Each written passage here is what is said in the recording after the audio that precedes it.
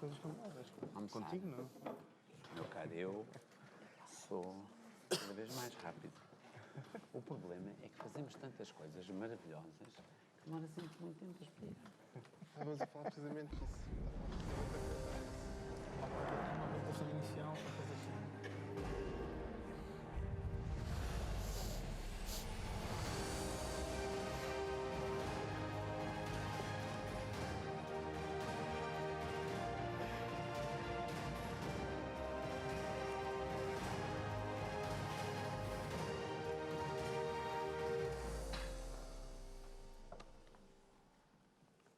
Bom dia, bem-vindos a este segundo dia do Congresso APDC.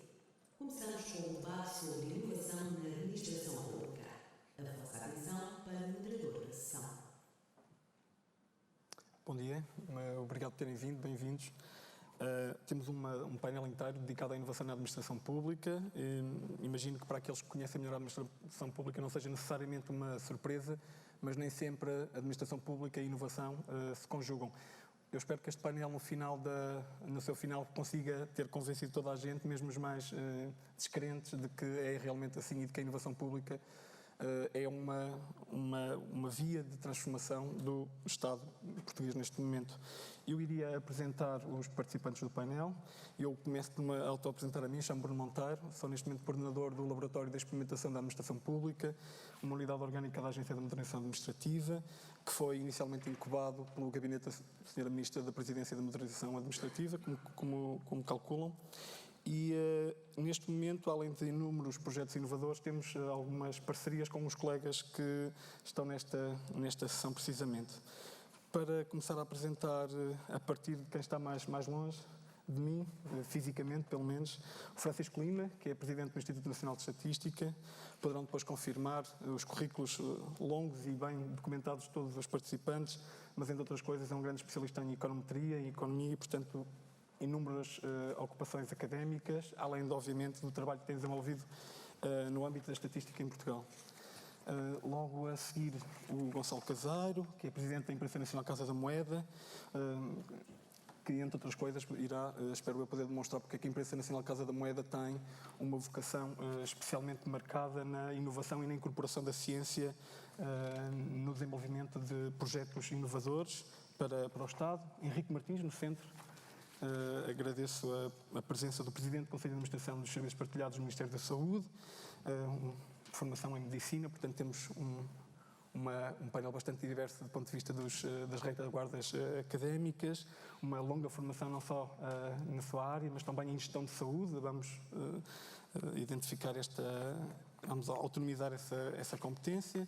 Pedro Tavares, ainda o posso apresentar como Diretor de Comunicação e Gabinete da Ministra da Justiça. Tem também uma série de tarefas enquanto especialista em transformação digital e penso que será de ambas as áreas que irá falar-nos hoje. E depois, à minha direita, aqui perto de mim, não só institucional, mas também fisicamente, Sara Carrasqueiro, que é vogal do Conselho Diretivo da Agência para a Modernização Administrativa. Depois desta longa apresentação, e porque já vem quase 3 minutos, há um relógio que me vai avisando o tempo que eu vou desperdiçando com estas apresentações, eu iria passar a palavra primeiro ao Pedro Tavares, depois ao Gonçalo Caseiro, e iria fazer a ambos uma pergunta. Estando a administração pública caracterizada por uma longa história, por modos habituais de fazer, com competências que, por vezes, não conseguem acompanhar aquilo que é o ritmo de transformação das sociedades contemporâneas, porque os momentos de entrada e os momentos de criação dos organismos foram à sua altura, imagino que adequados e contemporâneos, mas, entretanto, se passaram muitos anos, muitas transformações. O que eu iria perguntar-vos era, neste contexto da administração pública, o que se tem feito para inovar a administração pública, para a transformar, e, em especial, que obstáculos têm encontrado, partindo do princípio de que, a partir do conhecimento dos obstáculos, é possível informar melhor as estratégias para a inovação que nós desenvolvemos para a administração pública. Pedro? Muito bem. Antes de mais, bom dia a todos. Muito obrigado e queria agradecer, antes de mais, o convite para aqui estar presente. Eu pedia só o comando para a apresentação. Tenho algumas imagens só. Mas antes de começar, e um primeiro ponto, obrigado. Um dos primeiros pontos que eu gostaria de falar, eu acho que é importante quando se fala desta questão da inovação. Eu venho de uma casa da justiça, mas como venho de uma casa da justiça também já tenho algum histórico de inovação. Nós fazemos administração na administração pública, essa inovação há muitos anos. Eu comecei por trabalhar em 2003 na UMIC, a Unidade de Missão, Inovação e Conhecimento, na altura com o Diogo Vasconcelos, ao qual se associaram muitas pessoas da equipa e que trabalharam muito do que a inovação ainda é hoje em dia e do que trabalhamos hoje em dia. E depois a segunda dimensão. Na Justiça, especificamente onde eu estou, temos continuado essa inovação há muitos anos. No cartão de cidadão, na empresa na hora, na empresa online, em muitos serviços inovadores que se foram fazendo. Hoje em dia, só para dar um número, nós temos mais pessoas que fazem o documento único automóvel online do que temos pessoalmente, presencialmente. Por outro lado, temos 1.500 empresas que criam todos os meses pela internet. Portanto, esta dimensão de inovação existe há muito tempo, não é nova, e a administração pública tem capacidade de fazer, de continuar e de dar continuidade a este tipo de projetos. Essa é uma primeira dimensão, é verdade. Mas depois temos a segunda, e eu não posso esquecer da segunda. Temos uma administração pública que sabemos, reconhecemos, está envelhecida. É uma administração pública que tem dificuldade em se renovar. Num tempo em que a renovação é importantíssima, em que as competências são novas, em que temos novas necessidades. Portanto, quando nós chegamos a este desafio que temos em mãos, uma das primeiras dimensões que percebemos foi nós temos de ter uma estratégia. Não há inovação sem termos uma estratégia. Portanto, esse foi o primeiro trabalho que nós fizemos, vamos criar uma estratégia que seja coerente, que envolva as pessoas, que traga competências, mas por outro lado partilhe essas competências e que permita que essa inovação se espalhe de uma forma transversal a todos os organismos. Portanto, essa foi uma das primeiras preocupações. E quando se faz isso, essa é uma primeira dimensão, é como é que nós podemos fazer isto se as pessoas, se de cima para baixo, de baixo para cima, de todos os níveis, não existe essa partilha de conhecimento e essa partilha de experiências. Uma das primeiras preocupações que tivemos foi nós temos que dar competências a todas as pessoas. E quando eu digo dar competências a todas as pessoas, em inovação, em estratégia de inovação, em service design, num conjunto de áreas, isso não significa dar aquele colaborador tem que ser de facto todo lado. Este exemplo é um exemplo muito que eu gosto de dar. Nós criámos este espaço de inovação e a primeira preocupação, esta sessão ocorreu 2 meses depois de termos tomado posse. E foi uma sessão sobre Design Thinking, como podem ver, em que esteve a Ministra da Justiça e a Secretária de Estado e também a outra Secretária de Estado adjunta. Portanto, este tipo de questões, estas competências precisam de ser por todo lado e precisam de ser partilhadas por todo lado. Portanto, esta foi uma primeira preocupação, foi garantir que há competências a todos os níveis.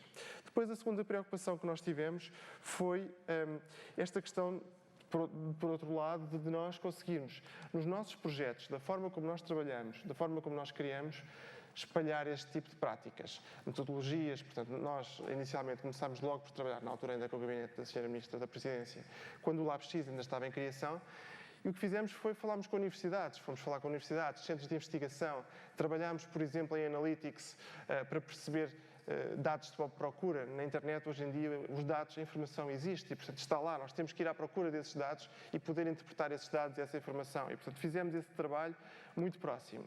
Depois, esta ideia, como eu estava a dizer, de inclusão. Nós conseguimos trabalhar com as pessoas e fazermos um trabalho com as pessoas. E depois, um terceiro exemplo. Este exemplo prático que eu vos mostro aqui foi um workshop que nós fizemos este sábado. Tínhamos um desafio, e temos atualmente um desafio, que eu depois falarei numa segunda questão, sobre como é que nós podemos melhorar as conservatórias e mudar a forma como as conservatórias oferecem o serviço. Tínhamos feito no Tribunal Mais, finalizo com o vídeo, mas queremos fazer isto nas conservatórias. A Secretária de Estado foi à conservatória, neste caso de Mafra, e pôs às pessoas este desafio: vamos mudar a forma como as conservatórias funcionam. E nós, numa semana, reunimos estas pessoas. Num sábado, tivemos 30 pessoas a trabalhar neste modelo de service design, neste modelo em que as pessoas podem trabalhar. Fizemos um workshop de co-criação e pusemos as pessoas a trabalhar. Como é que trazer isto, motivar estas pessoas para que, de facto, num sábado, retirem o seu tempo livre para fazer isto, é importante. E isso significa que as pessoas estão, de facto, tem esse compromisso, tem essa vontade de trabalhar e vontade de finalizar. E termino agora, precisamente, com esta ideia quando falando desta questão de como é que nós podemos ter esta metodologia, aplicar esta metodologia, com o que fizemos com o Tribunal Mais. Portanto, o Tribunal Mais foi um projeto que nós fizemos, precisamente, de renovação do que é o modelo do Tribunal Mais. Eu, pessoalmente, estive envolvido na componente de atendimento, na componente de imagem, desenvolvemos balcões, fizemos protótipos, mas depois tínhamos os funcionários a trabalhar nesses protótipos. E perguntámos a esses funcionários como é que nós podemos melhorar a forma como eles trabalham, como é que pode ser mais eficiente, como é que podemos trabalhar melhor. Portanto, mostro-vos um vídeo sobre isso.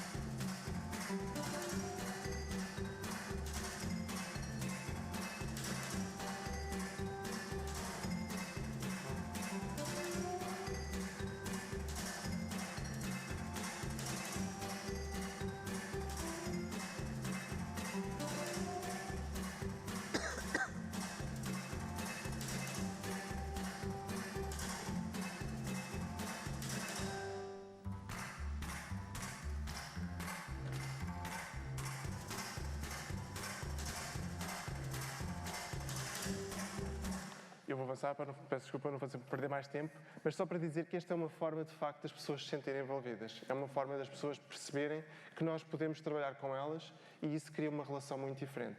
Só para terminar, porque isto também deve ser uma dinâmica também em termos de formas de colaboração. Esta imagem que vos mostro é um espaço que nós estamos a criar na Justiça, no campus da Justiça. Tem quase um campo de futebol em que nós vamos trazer as pessoas de projetos, as pessoas do setor privado, em que vamos pôr as pessoas a trabalhar num sítio que inspira, isto não vos passa, aqui está em branco, esta folha está em branco, mas precisamente num sítio que inspira e permite que as pessoas trabalhem de outra forma. Tenham um outro espaço, outras condições para trabalhar e isso de facto também cria uma dinâmica diferente. Eu acho que é assim que se pode melhorar a forma como trabalhamos. Bem, Pedro, muito obrigado, não só pelo belíssimo exemplo de cocriação e prototipagem que acabas de nos mostrar, mas também pelo entusiasmo com que apresenta da administração pública. Acho que é importante essa nota positiva. Eu passaria a palavra ao Gonçalo para lhe fazer exatamente a mesma pergunta. Uma administração pública que tem enfrentado desafios, que tem lutado para encontrar a melhor forma de reagir a eles e quais são os obstáculos e o que se tem feito na Imprensa Nacional Casa da Moeda para precisamente os superar. Bom, em primeiro lugar, cumprimento não só o moderador, mas os ilustres membros do painel e dou bom dia a todos. Eu, se calhar, começava por pegar naquela primeira dimensão que o Pedro falou, dizendo que a inovação já está aqui há muito tempo e até deu vários exemplos no setor da justiça que afetam a vida de todos nós, para vos transmitir que, quando recebi o convite, não só achei digno como desafiante vir falar de inovação na administração pública ou inovação na imprensa nacional, mas também, depois de ler a sinopse do encontro, achei que era preciso também surpreender, ou pelo menos esclarecer, que a inovação não está a chegar agora, nem tão pouco que eu concordo com o próprio resumo da ação. Acho que a inovação está cá há muito tempo. E até dou um exemplo fora de todos os setores que aqui estão, e dizendo-vos o seguinte: todos vocês, ou muitos de vocês, utilizaram o GPS para chegar aqui ao CCB. O GPS é uma tecnologia desenvolvida no setor público. A internet é uma tecnologia desenvolvida no setor público. Portanto, a inovação está cá há muito tempo, está cá há muito tempo na justiça, na saúde, noutros serviços de apoio ao governo e no caso das estatísticas, e portanto não é uma coisa nova, existe um casamento entre Estado e inovação. Diria que, ao contrário do resumo da sessão, falar de inovação sem falar de setor público é ir a Roma e não ver o Papa. É claro que quando é setor público tem muita visibilidade e, portanto, é muito fácil encontrarmos falhas, não é difícil ridicularizarmos um caso ou outro que se tornou viral nas redes sociais. Obviamente, os serviços prestacionais da administração pública são aqueles que, quiçá, necessitam mais desta tal inovação e, portanto, é verdade que isso pode acontecer, porque tem muita visibilidade, mas acho que todos temos de ter um espírito crítico e uma mente muito mais aberta relativamente a esta matéria. Mas estou aqui numa condição e, portanto, a pergunta foi sobre as organizações de cada um de nós. No meu caso, a Imprensa Nacional Casa da Moeda, empresa que já todos ouvimos falar, só nos falta ter a notoriedade da Casa de Papel, mas o Netflix... certamente porque acha que é preciso mais arte e engenho para haver ali um atraco na Casa da Moeda, ainda não se lembrou de nós. Mas temos uma marca muito forte, mediática, e já agora estamos presentes na vida de cada um de vocês. As senhoras nas suas malas, os senhores no bolso, encontrarão não só moedas, mas encontrarão produtos de alta tecnologia, o cartão de cidadão, o passaporte, que fazemos, aliás, de forma colaborativa para vos fazer chegar esses produtos. E isso é inovação, porque o cartão de cidadão matou 5 documentos, o bilhete de identidade, contribuinte, saúde, etc. E ainda bem que o fez. E, portanto, inovação é isso, fazer melhor, fazer diferente, muitas vezes de forma disruptiva. Dando exemplos da Imprensa Nacional Casa da Moeda, e para não ficarmos só com esta questão do cartão de cidadão ou do passaporte, eu daria alguns que se calhar ilustram um bocadinho do que não é visível para fora. Nós estamos a trabalhar com a Universidade de Coimbra num sistema de leitura com o telemóvel dos selos de segurança que estão não só no tabaco ou nas bebidas alcoólicas, mas também como proteção de marca, porque também estão nas camisolas do Benfica. Eu falo só no Benfica, embora esteja nos três, mas eu tenho uma preferência. No Benfica, no Queijo da Serra, etc., como proteção de marca ou como selo fiscal, estamos a trabalhar numa tecnologia que permite ler com o telemóvel, verificar se o selo é verdadeiro ou não. Não estamos a falar de um QR Code normal, estamos a falar de algo não duplicável e que, ainda por cima, consegue não ter a falta de estética de um QR Code, está dentro de uma imagem. Ganhámos recentemente um H2020 para fazermos isto para medicamentos e dispositivos médicos. Já agora que está aqui o Henrique Martins ao meu lado, falaremos sobre isso a seguir, está bem, Henrique? Temos um protótipo e estamos a trabalhar com o IMT e com os IMTs, com as suas congêneres europeias, a mostrar a possibilidade de ter a carta de condução no telemóvel utilizando tecnologia blockchain. Vamos ver imagens da fábrica da Imprensa Nacional e verão um robô, portanto, completamente indústria 4.0, um robô com Wi-Fi, com inteligência artificial que comunica com o nosso ERP e que ajuda a fazer as tarefas na fábrica. Portanto, eu diria que antes de vos mostrar um bocadinho de forma mais tangível tudo isto, porque trazia um vídeo, o moderador, na verdade, perguntou por resultados, eu queria que recordassem o seguinte: a Casa da Moeda fará, a Imprensa Nacional, aliás, fará este ano 250 anos. Nós chegámos cá antes da Revolução Francesa, mas hoje fazemos algo que se assemelha ao termo alemão da indústria 4.0 e isso já não é um chavão no discurso, é uma realidade, é um motor da nossa atividade. E temos o conceito a que chamamos tradição de inovar, para reconhecer não só a nossa história, mas o sítio para onde estamos a caminhar. E eu passava ao vídeo, se fosse possível.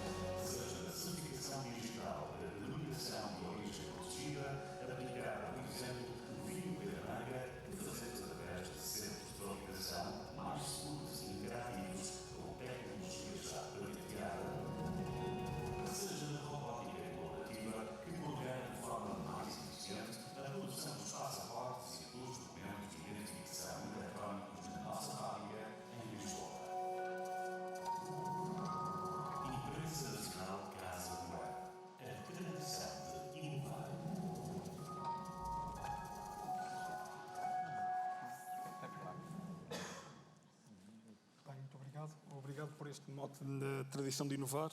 Eu sinto-me agora especialmente orgulhoso deste resumo para a sessão, porque a função era precisamente de motivar uma reação e não trazermos apenas um showcase de caso, era realmente que nos sentíssemos, enquanto funcionários públicos, homens do Estado, provocados a demonstrar e a continuar a demonstrar que o Estado pode ser um inovador, é um inovador. Eu passaria imediatamente para o segundo tema. Acho que já ficou demonstrado por algumas destas duas primeiras intervenções que há uma preocupação maior do Estado em centrar os seus serviços, em redesenhar os seus serviços, centrando nas necessidades e nas expectativas das empresas e dos cidadãos, não apenas naquilo que está previsto pela legislação, aquilo que é definido apenas no escritório, mas de nos centrarmos, tentarmos conhecer, antecipar, quem sabe, algumas das tendências que se verificam do ponto de vista das necessidades dos cidadãos. A Agência para a Modernização Administrativa tem, entre outras coisas, essa preocupação, não só nos serviços presenciais de atendimento, mas também nos serviços eletrónicos e eu, portanto, desafiava a Sara Carrasqueiro precisamente a mostrar-nos o que é que se tem feito em termos de centrar os novos serviços digitais ou físicos na experiência do cidadão. Antes de mais, bom dia a todos. Cumprimento também o painel, os meus agradecimentos à PDC pela promoção deste espaço de diálogo e pelo convite que nos endereçou a todos.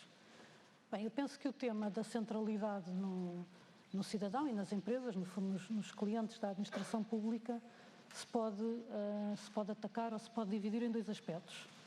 Um primeiro aspecto prende-se desde logo de percebermos quais é que são as reais necessidades e expectativas de cidadãos e empresas. No fundo, quais é que são os processos, os serviços que devemos mudar antes de começar a mudar. Um segundo aspecto prende-se, então, depois de selecionar esses pontos críticos para a mudança, como poder mudá-los de forma enquadrada e adequada às expectativas de cidadãos e empresas. Portanto, em relação ao primeiro aspecto, é muito importante nunca cair na tentação de adivinhar, não é? Portanto, todos nós temos opiniões sobre o mundo que nos rodeia e por vezes caímos na tentação de dizer eu sei perfeitamente quais são os meus problemas e o que é que o cidadão, neste caso, e as empresas esperam de mim. Portanto, é muito importante termos processos bottom-up de participação ativa de cidadãos e empresas, por forma a garantir que todas as iniciativas, e porque os recursos são escassos, não é? Todas as iniciativas que vamos abarcar são realmente alinhadas com as necessidades e com as expectativas de cidadãos e empresas. Portanto, o exemplo que posso dar, penso que mais marcante e que também já vem em continuidade e também aproveitando a deixa que se tem dito aqui, que realmente a inovação na administração pública já está cá há muitos anos, é precisamente o exemplo do programa Simplex. Portanto, um programa Simplex é um programa de transformação de toda a administração pública, que começa precisamente num processo de participação pública, de consulta pública. São feitos durante 3 a 4 meses diversas voltas por todo o país. Falam-se com mais de 2.000 pessoas, cidadãos que dão ideias de novos projetos que visam melhorar serviços e destruir barreiras à interação com a administração pública. Fala-se com associações empresariais, com associações cívicas. Portanto, há um grande debate antes de se começarem a fazer propriamente dito os projetos e as transformações. Há outro tipo de iniciativas que ocorrem nestes domínios. Posso-me lembrar do Orçamento Participativo de Portugal, que está ainda em votação. Se não votaram, por favor, até ao dia 30 ainda têm oportunidade. Na iniciativa da Rede Nacional de Administração Aberta, que está integrada numa iniciativa internacional que é a Open Government Partnership. Portanto, o Estado, a administração pública, tem procurado ao longo do tempo garantir que há algum alinhamento entre os seus projetos, os seus investimentos, a sua transformação e o que é as necessidades e expectativas da população. No segundo aspecto, portanto, que projetos fazer? Assumimos que na primeira fase selecionamos projetos que respondem a reais necessidades. Agora, como transformar, como construir soluções que realmente se adaptam às necessidades de cidadãos e empresas. Aqui sobre este aspecto também já foi aflorado e Pedro muito bem mostrou aqui de uma forma muito clara como é que se pode desenvolver projetos de forma participada e em processos de cocriação. E este é realmente o caminho, é um caminho que estamos ainda numa fase inicial. Temos que dizer que os processos de cocriação e estas metodologias de design thinking e até brainstorming, etc., não são muito tradicionais na administração pública, como também não o são no setor privado, mas é verdade que já temos diversas iniciativas neste domínio e uma delas, importante, foi a criação do laboratório de experimentação. Portanto, nós sabemos que há, e podemos ver aqui, há na administração pública algum conjunto de organizações que, pela sua missão, são extremamente inovadoras, têm know-how em tecnologias, em ciências sociais de apoio à inovação, mas temos também uma grande rede de organizações da administração pública que não têm estas características e não têm estas competências. E, portanto, o surgimento de uma unidade como é o Laboratório de Experimentação visa suportar toda a rede da administração pública em processos deste género. O Laboratório de Experimentação da Administração Pública, o LabX, trabalha com diversas organizações, suporta-os não só numa fase de capacitação, como numa fase de prototipagem, de cocriação e prototipagem em vários projetos, alguns mais ligados à área tecnológica, nomeadamente, posso dar aqui exemplos de prototipagem dos novos portal do cidadão, do novo balcão do empreendedor que estão ainda na forja, mas também alguns processos de inovação que se relacionam menos com tecnologias e que são igualmente importantes e disruptivos. Estou a pensar, por exemplo, num projeto que está em curso com o Ministério da Educação, em que o laboratório está a ajudar a um processo de desenhar os novos currículos para a educação para a cidadania. E falo com as crianças, portanto, são crianças dos 6 aos 16 anos, penso que é 16, que estão envolvidas e com os seus professores, com o processo de gamificação, jogam as cartas e eles próprios vão selecionando quais são os temas que são mais importantes e as formas mais importantes de trabalhar estas cadeiras que virão a ser aplicados no futuro no âmbito desses programas. Portanto, processos bottom-up de participação pública para escolher iniciativas, processos de cocriação com suporte interno, quem o tem, ou suporte, por exemplo, do Laboratório X, e depois aparecem então inúmeros projetos inovadores, soluções, algumas delas que vocês já bem conhecem, chave móvel digital, receita sem papel, empresa na hora, o cartão de cidadão, e que gostava de vos convidar a ver um filme que mostra um pouco destas tecnologias. Podem eventualmente ainda não conhecer todos os serviços, se pudessem passar, por favor. Vou-te dar menos tempo. 2 minutos para responder esta mesma questão. Que está com uma interferência, está bem?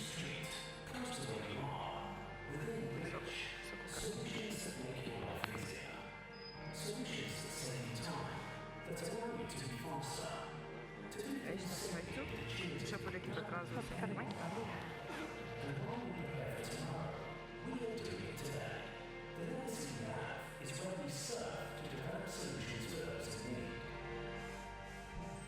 That's why we are providing automated social discounts on energy bills without any forms or paper involved. With a wireless site, it's confident to travel with one of the safest passports in the world. So easy to get in for you. And wherever we might go, it's always nice to have our favorite services on our smartphones, with strong authentication if needed.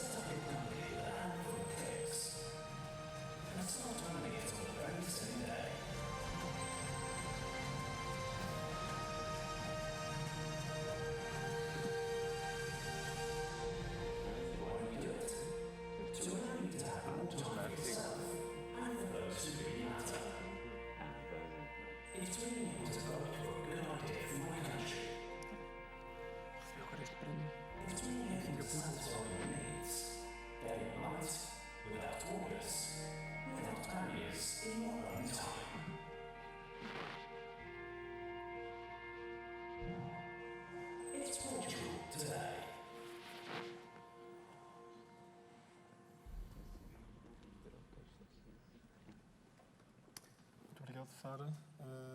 Mesmo nos processos mais inovadores parece haver constantes. Uma delas é o orçamento de tempo. Portanto, eu daria um orçamento mais reduzido ao Pedro desta vez, dado que ele extravasou o anterior. Portanto... Bem, então, para não falar como anúncio de medicamento, vou ser rápido. A Sara já disse, de facto, também grande parte destas questões. Eu só tenho aqui um ponto que eu acho que me parece que é importante falar. O Simon Sinek tem aquela ideia do primeiro temos que começar pelo porquê.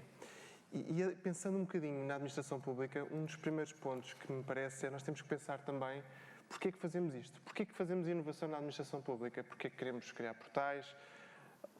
Porquê é que queremos mudar? E esse é um dos primeiros pontos. Não podemos começar por vamos criar um portal e para isso vamos fazer um concurso público. Lá está, é o como e o que vamos fazer e o como. E o porquê, de facto, queremos melhorar a vida dos cidadãos. Queremos mais confiança, que os cidadãos tenham mais confiança. Queremos que eles estejam mais próximos. Ora, para nós fazermos, de facto, isso tudo, aí, de facto, temos que pensar como é que vamos melhorar a relação, como é que vamos fazer com que a sua experiência seja melhor. E, portanto, um dos primeiros pontos para que isso aconteça é trabalhar com eles. É a única forma que existe, de facto, é trabalhar com as pessoas.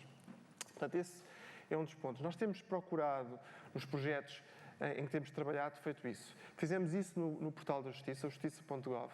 Lançámos-lo no tal formato beta.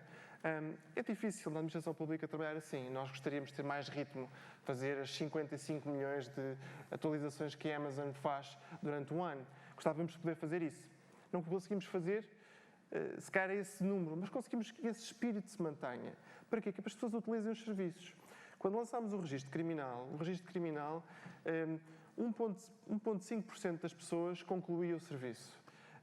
Isto era muito pouco, o número era muito pouco. E nós estudámos porque é que isso acontecia. O único portal, de facto, que existe para o cidadão, não é o portal da Justiça, não é o portal da Saúde, não é o portal do cidadão, é o Google, na verdade. E, portanto, nós temos que fazer com que as pessoas descubram com facilidade como é que fazem aquele serviço e como é que realizam. Portanto, nós andámos a monitorizar como é que isso aconteceu. No final, só para explicar, portanto, há poucos meses atrás, nós passámos de 1% para 10% de taxa de conclusão. E isto permite-nos ter melhores resultados e permite que isso seja. Isso vai-se buscar analytics, vai-se buscar a conhecimento, vai-se buscar trabalhando com as pessoas. O segundo exemplo que gostava de dar é o caso do BUPI. O BUPI é o projeto que estamos a fazer em piloto de cadastro simplificado, em que nós estamos a trabalhar em 10 municípios com os cidadãos. E fomos buscar os municípios, fomos buscar as forças locais, fomos buscar tudo isso.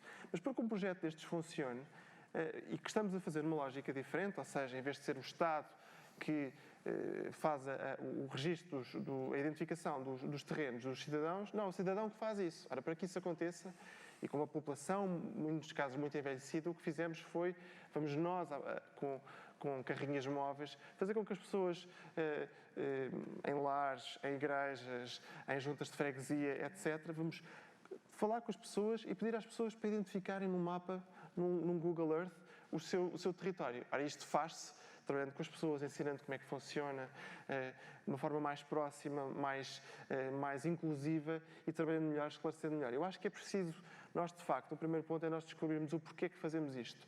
E quando sabemos o porquê que fazemos, vamos trabalhar muito melhor no como é que vamos fazer. Eu acho que este para mim é um ponto central. Pedro, muito obrigado. Eu aproveitava algumas das afirmações que foram sendo feitas sobre a importância de integrar o conhecimento da experiência do cidadão, o conhecimento daquilo que são as tendências da sociedade que nos rodeia, para desafiar o Francisco Lima e o Henrique Martins, precisamente a falarem da importância que tem a colaboração com as universidades, com os centros de investigação, em geral com a ciência, no desenvolvimento de serviços públicos mais eficientes, mais inovadores e, obviamente, mais adequados àquilo que é a sua missão principal, que é servir os cidadãos e as empresas. Francisco. Agradecido, bom dia, agradecido pelo convite, cumprimentar todos aqui presente. Eu se calhar começava só por explicar um pouco o que é que nós fazemos. Porque eu sinto sempre, quando nos vão lá visitar, eu sinto sempre essa obrigação de explicar que aquilo tem um ar quase de museu, o nosso edifício, e explicar que há ali muita gente a trabalhar e que o que nós fazemos é prestamos um serviço público, que é a informação, produzir informação estatística. E gera uma pressão com calendários, com obrigações. Eu, aliás, gostei muito de ver os vídeos, porque o que está aqui, isto está sempre a gerar informação, nós já usámos parte dessa informação, portanto é uma obrigação que a gente tem, é de toda a interação dos cidadãos e das empresas com o Estado, por exemplo, que gera dados, nós usarmos esses dados, seja para criar nova informação, seja para substituir inquéritos, que não faz sentido estarem a impor essa carga a pessoas que têm que responder. E, portanto, há essa necessidade.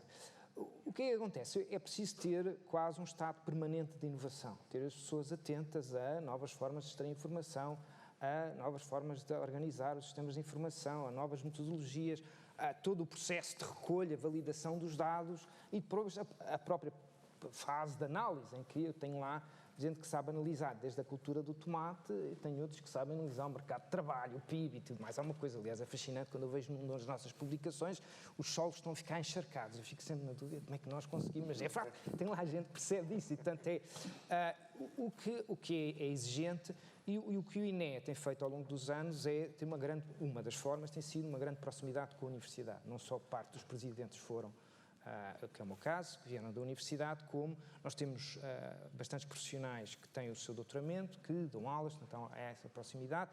Apoiamos algumas sociedades científicas, provavelmente assim, a mais prominente é a Sociedade Portuguesa de Estatística, e portanto temos projetos conjuntos. O que nem sempre é difícil, eu entendo, vindo da universidade, conciliar. A gente fala na colaboração, mas é complicado. Temos projetos, conseguimos montar projetos. Temos muitos projetos que vêm do lado europeu, que nós pertencemos ao Sistema Estatístico Europeu, e somos independentes. E, portanto, só voltando um pouco atrás, para perceberem a pressão que é, nós temos à volta de 1 ou 2 eventos estatísticos todos os dias que libertamos. Aquilo tem que sair àquela data. É um apanágio de um INE, aquilo não pode atrasar, tem que haver aquela cadência. E quando a notícia é má, ter o telefonema do ministro e a gente explicar, não é assim, não há hipótese, é assim que os dados, mas faz parte. Quando a notícia é boa, as coisas correm bem e não se dá conta pelo INE. Não é? Porque se pegar em qualquer jornal, vem sempre, só se dá conta quando alguma coisa corre mal, felizmente. Pelo menos em termos de produção estatística, não tem corrido mal, não quer dizer que a gente não dê más notícias e damos quando é preciso. Enfim, tem que ser. E, portanto, há essa procura de novas abordagens, de novas metodologias, e, portanto, nós precisamos da universidade. E, portanto, o que se faz é chamar investigadores, seja em parcerias, seja, nós também temos esta ligação europeia, permite-nos realizar projetos de investigação em conjunto com outros INEs e gente que vem da academia de toda a Europa, ou até a ligação com instituições internacionais, onde, enfim, a única política onde a gente intervém é na política estatística. E daí temos no CDE ou no U, temos esse papel. Em termos de universidade, e também temos lá alunos que vão, enfim, realizar as suas teses, mestrado, doutoramento, o problema por vezes aí estamos a procurar, enfim, estruturar melhor a relação, harmonizar de certa forma com as várias escolas, porque o sistema universitário português também evoluiu muito. Eu lembro que nós há 20 anos ajudámos a fundar a primeira escola universitária de Estatística e Sistemas de Informação, mas evoluiu muito e, portanto, nós procuramos fazer protocolos chapéus para ver como é que se aproveita. Mas é uma dificuldade. Por exemplo, nós quisemos montar um projeto que tinha a ver com a forma como as pessoas respondem aos inquéritos. Demoram mais tempo, menos tempo. A não resposta, que é um sarilho para nós, tem custos. Há zonas onde é complicado obter respostas e os dados administrativos não respondem a tudo e, portanto, nós ainda temos que fazer inquéritos. E queríamos montar um projeto precisamente para olhar para os chamados paradados, portanto, o que está por trás Qual foi a dificuldade? Eu chamei um investigador da universidade, dizendo, ok, nós queremos montar isso, isto é excelente, parece uma boa ideia, vou montar a equipa. Portanto, falou com investigadores nacionais, internacionais, 2 dias depois disse, não dá. Não dá. E porquê que não dá? Porque o tema era muito interessante, mas para aqueles investigadores que eram de topo, não viam no imediato a possibilidade de uma produção científica que fosse publicável. Porque uma coisa é eu, por exemplo, tenho consultores, eu próprio já fui consultor do INE, já lá vai há muitos anos. E quando é algum problema que é preciso responder ou acompanhar uma inovação. Mas há que conciliar. Quer dizer, quando eu procuro e a resposta foi não. Ok, temos que resolver, estudar isso. Porquê? Porque não havia no imediato ali algo que fosse publicável numa boa revista científica, o que é, enfim, eu passo por isso, eu ainda passo por isso, não é? Tenho essa, na visão investigadora e, portanto, há esta proximidade, mas tem a ver precisamente com a natureza da nossa função, E para nós é essencial a ligação ao meio académico, porque daí vem com as dificuldades que há de ambas as partes, mas tem sido lido bem. Francisco, muito obrigado. Eu repeti a pergunta para o Henrique. Que tipo de integração de conhecimento se pode fazer na administração pública a partir do exemplo, obviamente, da SPMS e da colaboração que tenha com centros de investigação, universidades, com a ciência em geral? Bem, muito bem. Eu tinha trazido uns slides, não sei depois de que é que eu mostro, não tem nada a ver com a pergunta. Portanto, depois decido como moderador se os quer ver. Mas respondendo primeiro à pergunta, porque não é falta de cordialidade. Primeiro agradecer o convite. Eu diria que nós, no caso da saúde, temos a dimensão tem dois lados. A saúde, o setor público, está cheia de universidades. Não é? Cheia. Há sítios em que a universidade está dentro do próprio hospital ou o hospital dentro da universidade e eles próprios ainda não descobriram quem é que está dentro de quem. É o caso de Santa Maria e de São João e o Chuc. Eles não sabem muito bem se estão dentro da universidade e por acaso é um hospital dentro da universidade ou se por acaso a universidade está dentro do SNS. E isso é um fator de confundimento interessante. Historicamente, isso significou o quê na saúde? Imensa produção de investigação, quer dizer, acho que respondendo à provocação inicial, eu acho que ninguém tem dúvidas que é o setor público na saúde que gera as maiores inovações da administração pública. Vejam-se os medicamentos, vejam-se as terapias, vejam-se as cirurgias, não é? Ou seja, ainda antes do cartão do cidadão, e para agora rematar assim rápido, ainda antes do cartão do cidadão, ainda antes dos balcões mais na justiça, já os médicos inovavam verdadeiramente em 1979 no setor público. E inovavam porquê? Porque com pouco dinheiro público tentavam dar uma medicina europeia aos portugueses. A inovação não é apenas digital. A inovação é fazer de outra maneira com valor, não é? Bem, mas eu gosto mais do digital, porque a SPMS tem esse papel. Acabando de responder, agora, a nossa relação com o setor de investigação na saúde temos-la em duas dimensões, que faltam resolver. Portanto, esta é uma coisa que é a investigação clínica, biomédica, essa vai andando e tem outputs brutais, nós já exportamos mais de 1 bilhão de euros em medicamentos de produção portuguesa, portanto, isso não está claríssimo. O Health Cluster Portugal tem essa parte bem mapeada. Então, e como é que nos relacionamos com a investigação à academia digital, à academia dos sistemas de informação e a saúde? Mal.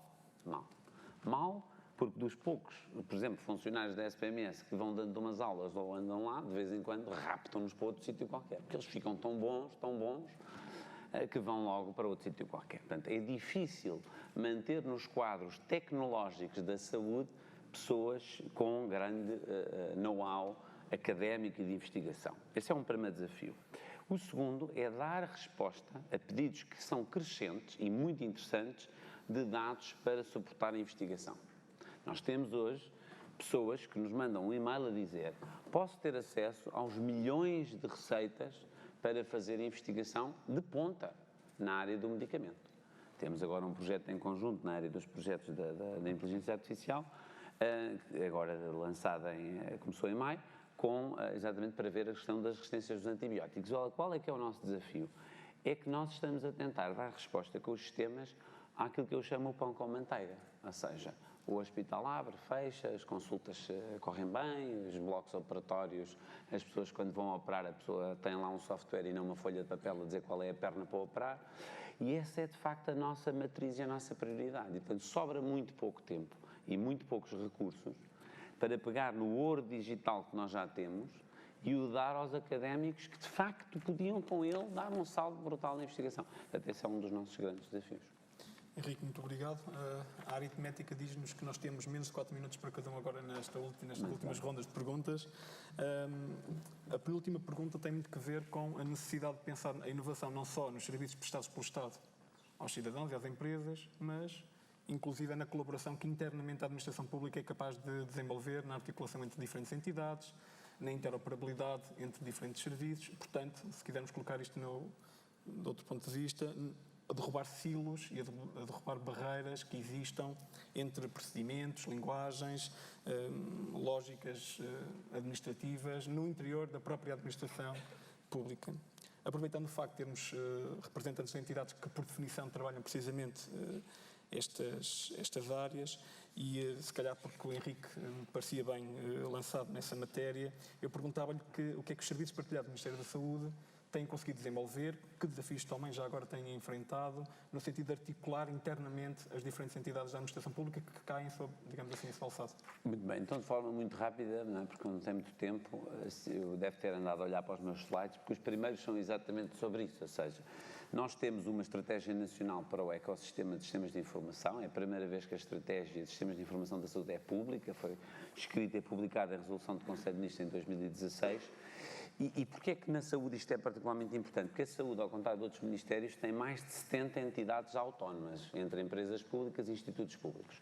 É, portanto, preciso articular estes esforços. Hoje em dia, quando um cidadão tem um problema oncológico, muito provavelmente foi primeiro, eventualmente, a uma urgência a um hospital distrital, ou foi ao seu médico de família, ou até ao seu médico privado, depois foi um médico de algum hospital intermédio, talvez tenha terminado essa primeira trajetória no IPO e depois, se calhar, voltou a outro nível de cuidado. Só isto são 6, 7, 8 instituições diferentes, em que os seus dados clínicos vão circular para a sua melhor prestação e respondendo a um desafio que é porque é que fazemos isto? Nós fazemos isto com um objetivo apenas na saúde, é que as pessoas tenham a melhor saúde física, psíquica e social possível. Física é aquela que todos sabemos, a psíquica é a gente estar bem, não é? E a social é, por exemplo, termos acesso à nossa informação de saúde. Hoje em dia, as pessoas exigem saber os seus dados. Esse é um dos nossos maiores desafios nos próximos 2 anos. O que é que fazemos? Temos fóruns, temos toda uma arquitetura, pois se quiserem ler em detalhe, está no nosso site uma área só sobre a estratégia, e esta estratégia tem um modelo de governação em que se articulam estas instituições. Temos fóruns, ainda ontem tivemos o 4º fórum, em que discutimos temas, por exemplo, ontem discutimos cibersegurança, arquitetura de referência, um grupo de trabalho para a interoperabilidade e, ao mesmo tempo, estavam quem? Os presidentes de alguns hospitais, os diretores de sistemas de informação de muitos outros hospitais, representantes do INEM, representantes do Infarmed e por aí fora. É fácil? Não. Fazemos workshops para dinamizar estas discussões ao longo deste tempo. Fazemos um seminário, um summit, que são todos convidados e que está no meu último slide, mas vai ser em março do próximo ano, penso que alguns já terão lá estado o ano passado. E depois, para terminar, porque não lhes vou roubar mais tempo, é dizer que aqui levanta o braço quem já recebeu a sua receita médica no telemóvel. Pronto, I rest my case. Muito bem. Francisco, o Francisco há pouco invocava precisamente esta relação muito interessante, por vezes, na circulação interna dos dados produzidos pelo INE. Sim, enfim, quando olho para aqui vejo sempre logo novas formas e precisamente quando nós assumimos este Conselho Diretivo chegou a janeiro e eu vi logo um dos problemas que nós temos é como é que nós, e alguns dos participantes já falaram nisso, o problema dos recursos humanos, como é que damos formação, como é que os retemos, estão-nos sempre a roubar, entre aspas, e portanto como é que nós temos esse conhecimento residente e com massa crítica, como é que eu tenho, porque não basta ter uma pessoa que percebe de machine learning ou de web scraping ou de um novo modelo de econometria ou de uma nova, portanto como é que eu preciso de uma massa crítica ali, portanto, e olhando para a nossa cadeia de valor, que vai desde a parte toda de sistemas de informação, nós desenvolvemos o nosso próprio software, temos as nossas próprias plataformas, a parte da metodologia, temos toda a parte de recolha, validação e depois a parte também do que nós chamamos os departamentos de matéria, de análise. Como é que eu ganho escala? Eu precisava de ganhar escala. E, portanto, foi necessário construir uma visão integrada de todas as nossas competências, não só o final da minha posição, que é quando saio uma determinada informação estatística, mas já havia alguma interação, nós temos ligação com quase todas as áreas do governo, de cooperação, de quando é preciso, por exemplo, há um inquérito, fazer perguntas específicas para Portugal, etc., ou montar novos inquéritos, mas como é que nós, mais do que isso, conseguimos contribuir e ganhar no sentido de partilha e de, enfim, ganhar esta escala.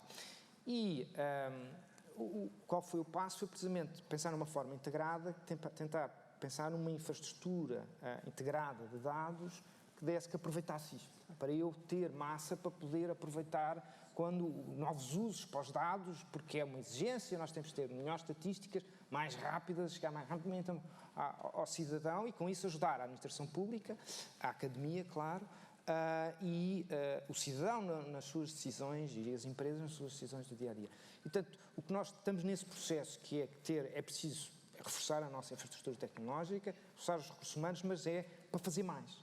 E temos vários exemplos, um deles é precisamente tem a ver com toda a informação que tem a ver com a georreferenciação, o cadastro, dizer, olha, nós temos, chegar ao governo, às áreas competentes, nós temos esta informação, pela necessidade que temos da informação, acabamos por ter consideramos um bom sistema de informação geográfica, como é que isso pode ser usado e partilhado. Houve outro caso mais recente, não tanto sucesso não por nosso lado, mas foi chegar a um organismo público e dizer, olha, vocês se querem recolher esta informação, querem desenvolver esta plataforma, nós desenvolvemos a vossa plataforma, oferecemos, é que não é só a questão de desenvolver a plataforma, é desenvolver a plataforma, damos os serviços todo de recolha, validação, tratamento de não resposta da informação e até toda a parte de análise. Portanto, o que estou a ver é aproveitar, dado que nós, enfim, a nossa produção é um bem público, é informação que é pública, mas, dado que ainda por cima Portugal é pequeno, é aproveitar aquelas competências que eu tenho ali, não só para a minha linha de produção, mas com isso o que é que eu ganho? Ganho na partilha de informação, ganho mais dados e ganho mais recursos. Claro, o que é essencial para isto? Primeiro, a tutela está de acordo, o Governo está de acordo, e felizmente temos tido a Sra. Ministra nesse aspecto, tivemos sorte, temos chegado e ter, verdade seja dita, este apoio. Por outro lado, como é que internamente isto se faz? Ali, grupos de trabalho, ou criar unidades, pelo menos para a estrutura que é o INE, as coisas funcionam se for partilhada por toda a estrutura, senão eu não tenho escala. Não tenho massa crítica, se aqui ao lado, um pequeno laboratório, sem ofensa, que é preciso portanto, é preciso, por um lado, que o Conselho Diretivo esteja alinhado e puxar, é preciso estar ali e mostrar as vantagens. Depois começa por toda a hierarquia, portanto, nem é bottom-up, é ao contrário. Acaba por ser ao contrário, porque é preciso um commitment da nossa parte para mostrar que há ali um caminho, apesar de todas as agruras, estarmos com as restrições da administração pública, mas é possível fazer muito, claro. Eu tive sorte porque a instituição há ali muito amor à camisola. Em boa verdade, tive essa sorte, e acho que isso acontece muito na administração pública, apesar de todas, há uma dedicação das pessoas. Mas é preciso chegar até depois ao técnico que está ali a produzir. E o que é um estado de inovação? É estar atento a novos usos, estar atento a novos... Porque senão nós perdemos essa capacidade. E, portanto, temos neste caminho, é o caminho em que nós estamos agora. Obrigado, criação. Francisco. Precisamente porque os pequenos laboratórios não estão aqui para salvar o mundo, nem sequer a administração pública, mas porque estão condenados a trabalhar de maneira cooperativa, desenvolvendo e participando o ecossistema de inovação em Portugal.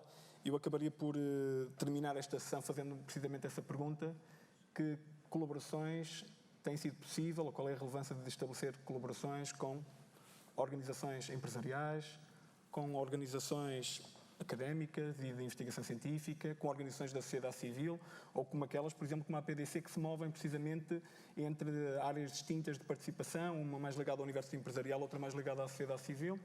Eu pedi ao Gonçalo Caseiro que nos pudesse contar um pouco a sua visão e a experiência que teve e que tem na imprensa nacional a este respeito. Respeitando o tempo. Vamos tentar.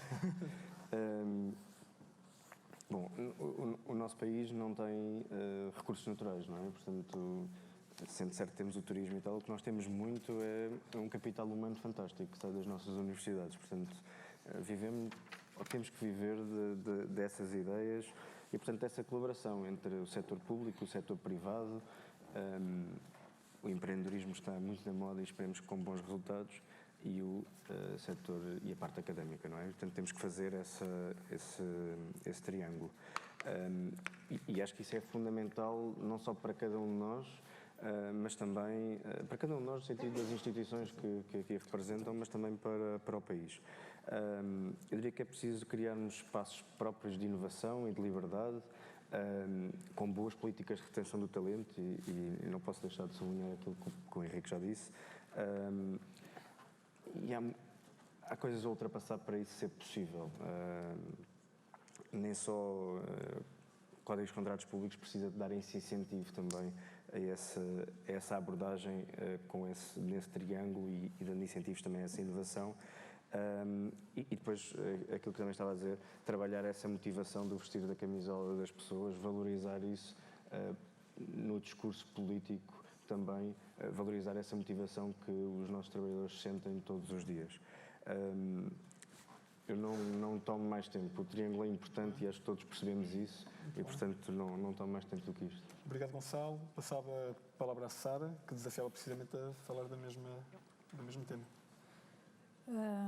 Sim, é ecossistema de inovação, correto.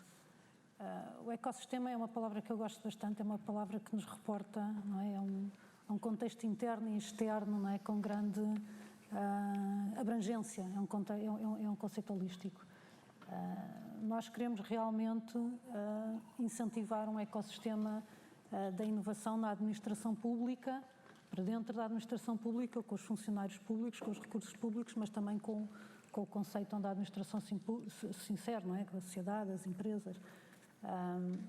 Em relação ao primeiro aspecto, acho que durante o dia de hoje vimos aqui vários exemplos de uns mais recentes e outros menos recentes, portanto, em que existe muita inovação na administração pública, que a inovação faz parte do ADN da administração pública, mas nós queremos mais.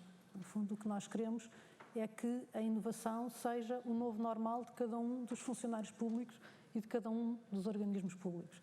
E essa meta ainda está por alcançar. Portanto, é verdade que temos imensas experiências inovadoras, mas também é verdade que no seio da administração pública existem também alguns organismos que não conseguem acompanhar este movimento, que é o que estamos a falar é uma mudança cultural, comportamental. Portanto, cada um dos funcionários públicos ter na sua mente, quando vai trabalhar, o que é que está aqui a correr mal e como é que eu posso ajudar para que se faça melhor, que ideias possa ter para ajudar a transformar no seu dia-a-dia a administração pública.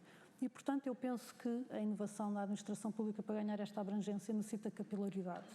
Necessita de passar a ser algo que existe em todo a sua profundidade.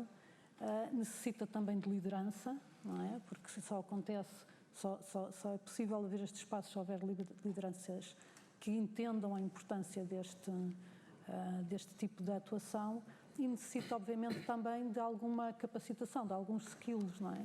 É preciso também perceber como é que se pode fazer isto de forma eficiente e eficaz.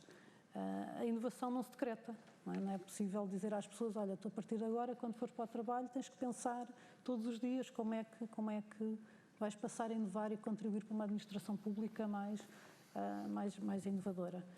Portanto, resta-nos incentivar, não é? Capacitar, incentivar, criar os tais espaços apropriados e seguros a que se possa experimentar, e experimentar e inovar tem sempre um grande risco, obviamente. Nós, quando experimentamos coisas novas, falhamos muitas vezes, e as pessoas têm que perceber que isto é normal e que isto é bom. Talvez na administração pública, não é só na nossa, é em todos os países onde vou e conversamos sobre isto.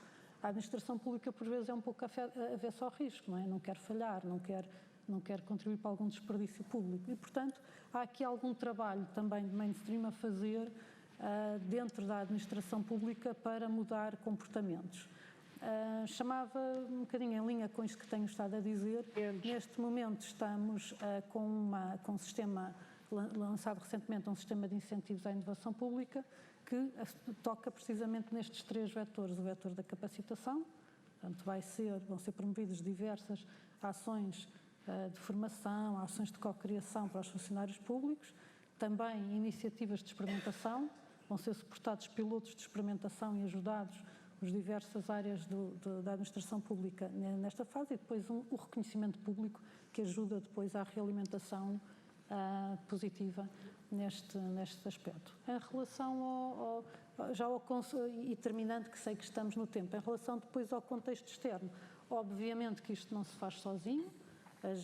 As grandes empresas são polos de inovação e trazem inovação, e, portanto, aquilo que procuramos fazer, aliás, já o fizemos através do do laboratório de experimentação é criar comunidades de boas práticas, pontos de interação como este que estamos aqui todos juntos, por forma a podermos colaborar uns com os outros, e nomeadamente a iniciativa Open Labs foi isso que fez, foi trazer dentro do laboratório de experimentação empresas para percebermos como é que podemos trabalhar no futuro, e é um desafio que temos aqui trabalhar nesse caminho.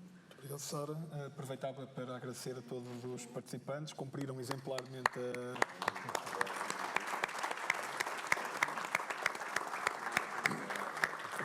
Agradecia, obviamente, a vossa presença, desafiava-vos a continuarem no Congresso, a participarem nas outras sessões que vamos ter. Agradecia mais uma vez à PDC a oportunidade de cá estarmos e, enquanto anfitrião desta sessão, também a entrarem em contacto, se for esse o caso, com o Laboratório de Experimentação da Administração Pública.